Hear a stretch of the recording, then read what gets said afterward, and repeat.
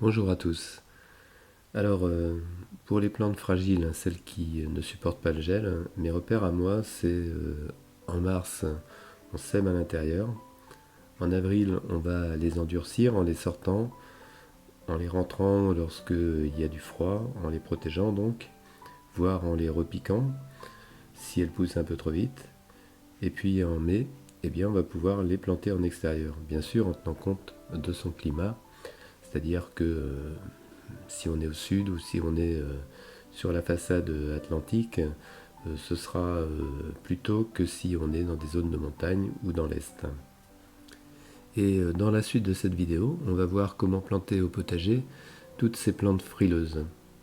Les aubergines et les poivrons vont être plantés sur cette planche où il y a encore deux ou trois laitues d'hiver que je vais couper et quelques oignons que par contre je vais conserver.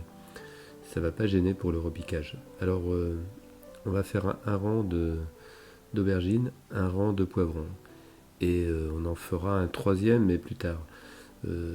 Ces deux rangs-là, ils vont être recouverts par des tunnels. Ils seront donc protégés. Parce qu'en fait, on est le 26 avril, donc c'est encore un peu tôt. Et l'intérêt des tunnels, c'est que ça va permettre de les avancer. Les aubergines et les poivrons, ce sont vraiment des légumes qui ont besoin de chaleur. En captant et en conservant la chaleur près du sol, les petits tunnels vont être le moyen de les booster. Alors on repère les emplacements pour les tunnels. Ensuite on va nettoyer la planche et retirer le paillage restant. Ensuite on va planter nos aubergines et aux poivrons. Et puis on remettra le paillage en place et ensuite les tunnels pour les protéger.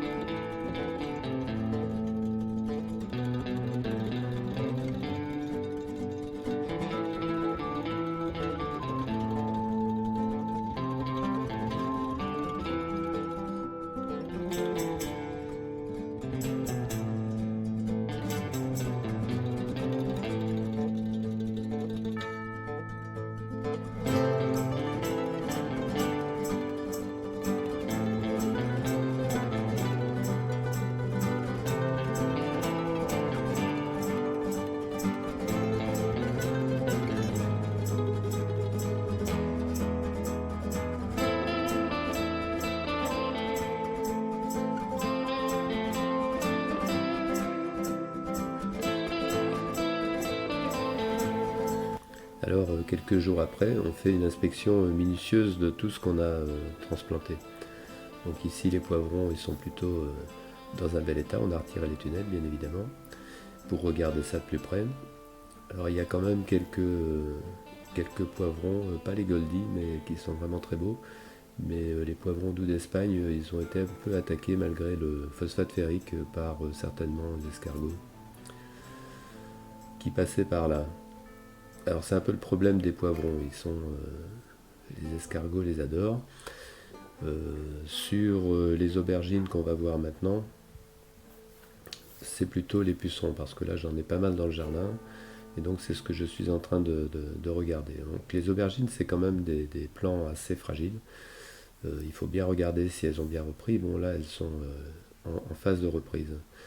Mais une belle attaque de pucerons, ça peut éventuellement faire qu'un plant ou deux en crève. Et dans ces cas-là, bon moi là quand j'en trouve des pucerons, je les écrase à la main. Mais s'il y a une attaque trop importante, dans ce cas-là, un peu de savon noir en solution pulvérisée pour sauver les plants. Bien sûr, le savon noir, on n'en mettra pas partout dans le jardin. C'est juste vraiment pour sauver les plants.